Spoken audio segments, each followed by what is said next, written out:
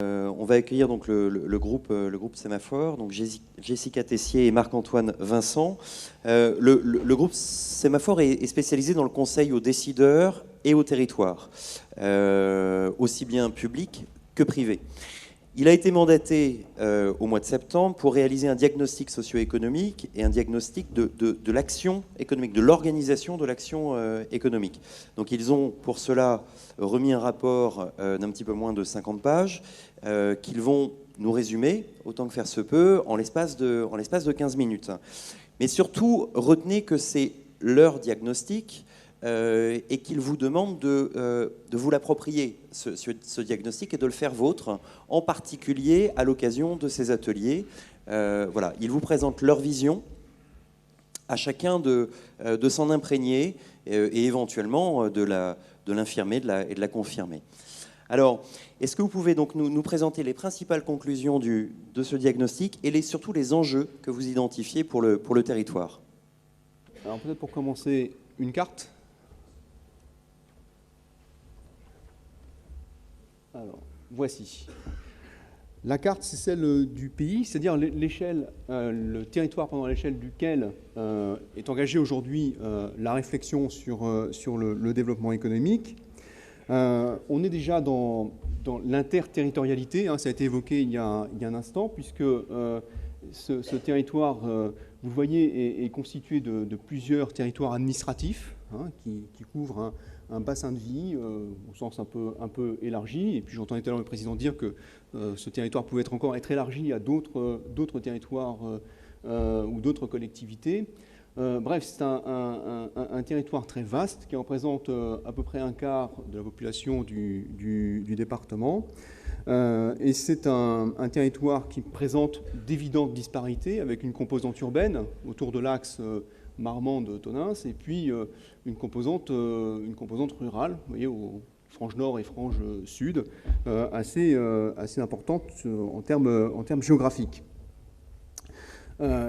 L'économie du territoire, s'il faut la caractériser un instant sur la carte, si on peut la caractériser en quelques mots, c'est de dire qu'on a encore une présence assez forte de l'industrie et de l'emploi industriel sur l'ensemble de ce territoire, avec un développement évidemment assez puissant des services au cours des dernières années.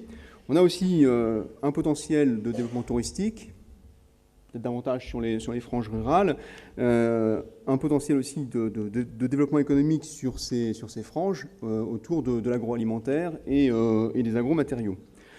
Puis, ça a été dit, hein, la carte évidemment est réduite ici, mais on est au carrefour hein, de deux grandes métropoles, Bordeaux et Toulouse, donc une position plutôt stratégique, si on veut se résumer. S'agissant des entreprises, alors on retrouve les proportions hein, qui ont été indiquées à l'instant, c'est-à-dire un quart, la proportion d'un quart, c'est-à-dire que le nombre d'établissements sur le pays, c'est à peu près un quart des établissements du département, et le nombre d'emplois, c'est à peu près la même chose.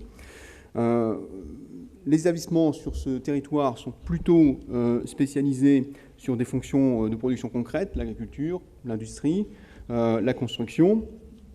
Et si on regarde le nombre d'emplois, l'évolution de l'emploi, entre 2007 et 2013, il y a eu plutôt destruction d'emplois. Ce n'est pas quelque chose d'extrêmement original, puisque on l'a constaté un peu partout, et la proportion de la diminution est comparable à celle que l'on observe dans le département sur la période.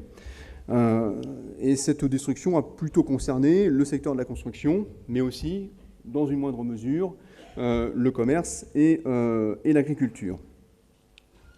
Si on regarde la composition des entreprises, on a, sans grande surprise, parce que c'est assez classique aussi comme observation, beaucoup de toutes petites entreprises qui ne représentent que 10%, 10% des salariés, si mes souvenirs sont bons, et à l'inverse, une concentration assez importante des effectifs sur un tout petit nombre d'établissements qui emploient plus de 50 salariés. On observe un recul du nombre de créations d'entreprises en 2013. C'est une observation que l'on fait sur d'autres territoires. Il n'y a pas de spécificité pour le Marmandais. Un taux de chômage qui, là aussi, l'observation qu'on peut faire ailleurs, plutôt en hausse et en hausse sensible. La particularité du chômage sur ce territoire, c'est qu'il est assez élevé pour les femmes. Hein, il est un peu en baisse, mais il est encore élevé. Ça tient à la nature des emplois qui sont occupés par les femmes. Le taux de chômage des seniors aussi est assez élevé sur ce territoire, et là, il n'y a pas d'amélioration en vue pour le moment. La structuration des entreprises, toujours, on observe ici que le commerce occupe une place importante. Le nombre de commerces, la part des commerces était très significative. Là aussi, c'est un résultat assez classique, encore que la proportion indiquée ici est inférieure à ce qu'on observe habituellement. Et là, il faut observer que sur deux autres secteurs, l'industrie et l'agriculture, on a à l'inverse des parts, une augmentation qui est plutôt plus importante que ce qu'on observe habituellement. Le secteur industriel, un mot là-dessus, j'en ai terminé, c'est peu d'établissements, mais c'est, vous voyez un peu en dessous, beaucoup d'emplois, ce qui signifie qu'on a quelques entreprises industrielles importantes sur ce territoire. À l'inverse, l'agriculture, qui représente un nombre d'entreprises assez significatif, ne représente qu'un tout petit nombre d'emplois sur le territoire. Voilà en quelques mots ce qu'on peut dire de façon très factuelle sur l'économie locale. Peut-être passer maintenant à... Alors, pour faire suite aux propos précédents et justement peut-être vous proposer un petit focus justement sur l'activité industrielle, sur le territoire, on vous présente rapidement cette matrice de spécialisation, sans rentrer forcément dans le détail, que je vous explique un petit peu comment elle fonctionne et ce qu'elle nous dit. En fait, plus on est finalement en haut à droite, plus il s'agit d'un secteur industriel dans lequel, finalement, il y a une spécialisation du territoire, du pays, dans ce secteur-là. Et plus on est au-dessus de l'axe horizontal, plus on est sur des emplois en croissance dans ce secteur-là, plus on est en dessous et plus l'emploi a baissé sur une période qui se situe entre 2008 et 2013. Alors, qu'est-ce que nous dit finalement cette matrice? C'est assez intéressant, c'est qu'on est, et ça fera probablement écho aux propos du professeur Pecker tout à l'heure, on est sur un territoire qui a des ressources spécifiques assez importantes, qui a déjà un tissu industriel qui est diversifié. On voit qu'il y a des masses qui se distinguent très nettement avec un volume d'emploi qui est important. Et là, on parlera évidemment, tout en haut à droite, de la fabrication, on va dire, d'autres matériels de transport. En fait, se cache derrière cette appellation l'industrie aéronautique, notamment. Mais on a également de la fabrication de machines et d'équipements.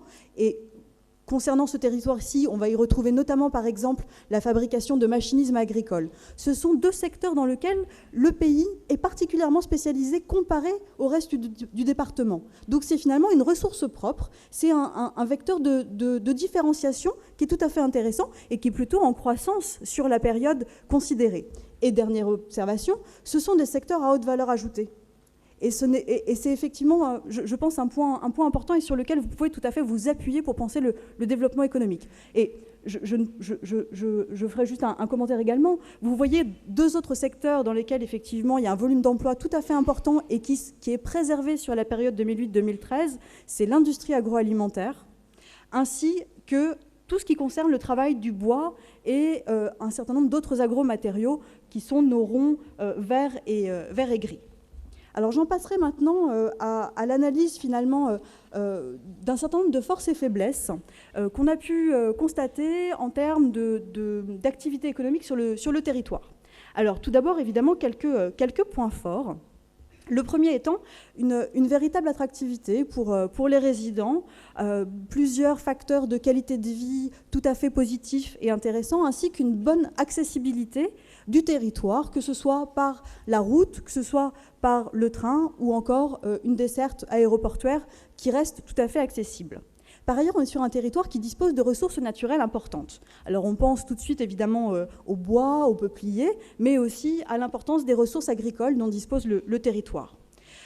On voit également que le tissu industriel est riche, il est diversifié, comme je vous le montrais précédemment. Il résiste en termes de volume d'emploi et en termes de nombre d'établissements, et il est également particulièrement ancré. vous avez la chance, quelque part, de bénéficier d'un tissu industriel fait d'entreprises relativement anciennes, parfois familiales, même souvent familiales, et qui, finalement, ont un ancrage historique, culturel, familial avec le territoire. Ça, c'est selon nous un point fort et un atout important. Enfin, vous avez évidemment une agriculture, on le voyait tout à l'heure, beaucoup d'établissements agricoles, une identité agricole qui est forte, et une agriculture qui reste dynamique et tout à fait diversifiée. Ainsi, évidemment, alors ça c'est encore un autre point, vous avez également une offre de formation sur le territoire qui est plutôt importante, qu'on peut questionner, qu'il faudra à un moment donné interroger pour vérifier qu'elle est bien en adéquation avec les filières que vous voulez développer par la suite, avec le type d'enseignement que vous voulez voir localisé sur le territoire, mais en tout cas, elle a le mérite d'exister et elle est intéressante. Alors évidemment, quelques points faibles, avant de passer aux opportunités, aux menaces. Alors, quelques points faibles, je dirais d'abord peut-être la question du niveau de qualification de la population aujourd'hui. Votre territoire a un historique industriel, un historique agricole, et aujourd'hui finalement une population qui reste finalement assez peu qualifiée.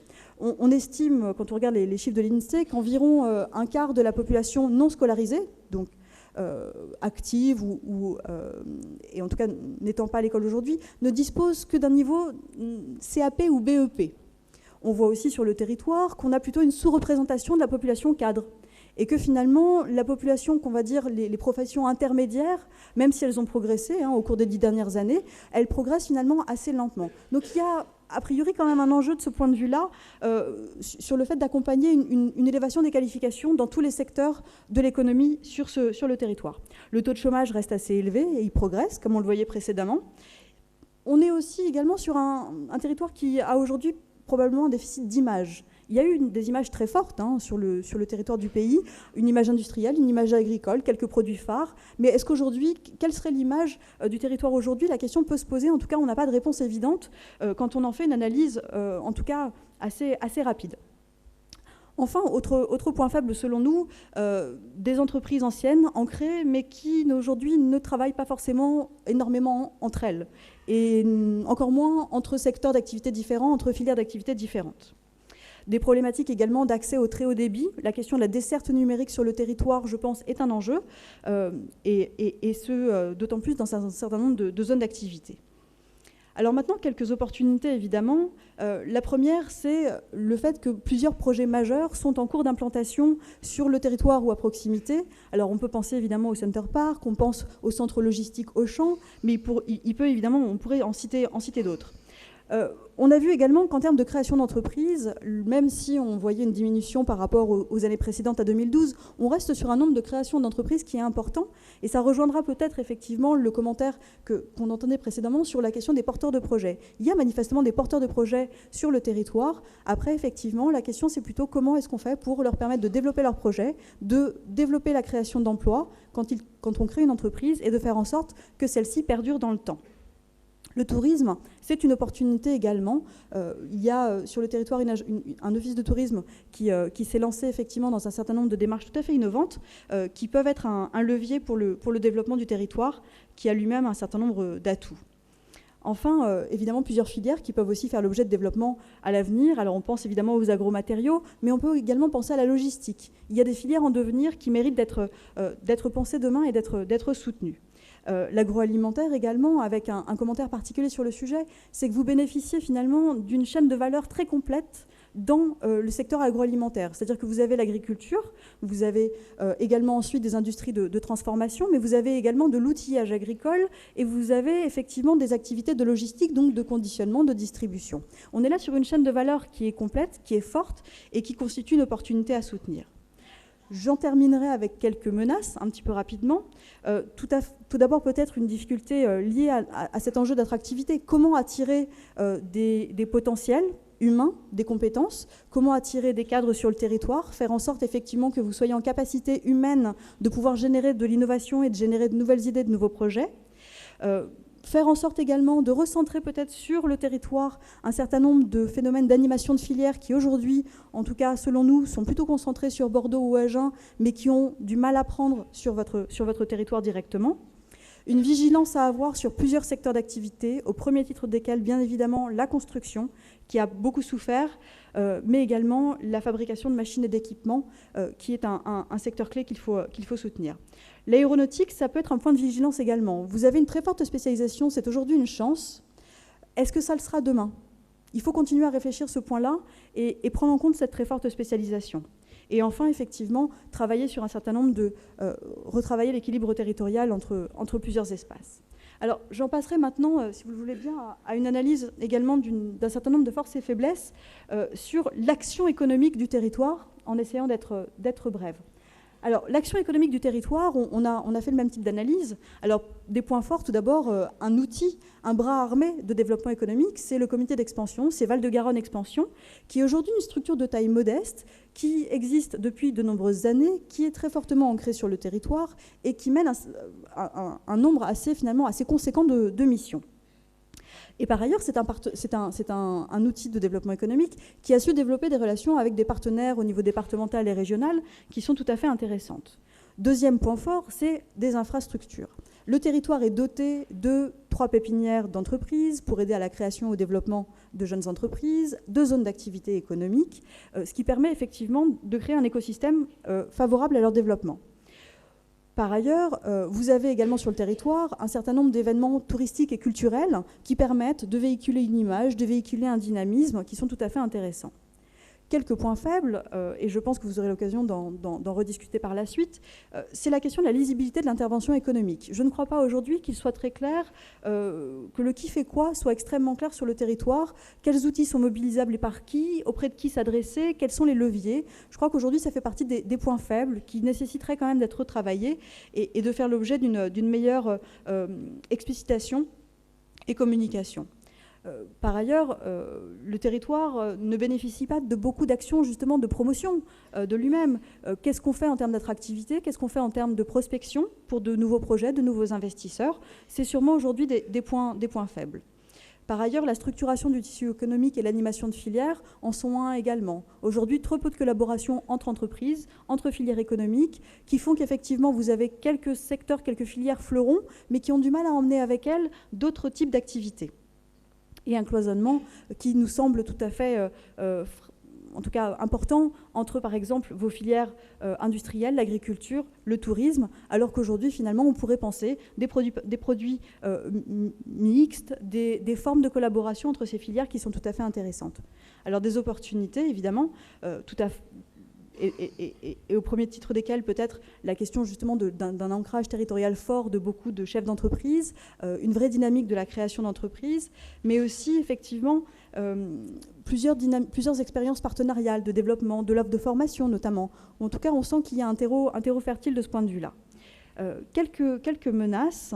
Peut-être effectivement d'un point de vue général en termes d'action économique, une vision stratégique à réaffirmer. Qu'est-ce qu'on veut faire? Qu'est-ce que peut faire l'acteur institutionnel et son bras armé économique au service des entreprises? Et ça sera justement un des enjeux des groupes de travail que vous propose la collectivité, c'est de pouvoir vous exprimer sur ces éléments-là. Quelles sont les stratégies à mettre en œuvre? Quels sont vos besoins en termes d'accompagnement, en termes de soutien, de façon à pouvoir réaffirmer des axes qui correspondent de plus près aux dynamiques que vous souhaitez impulser.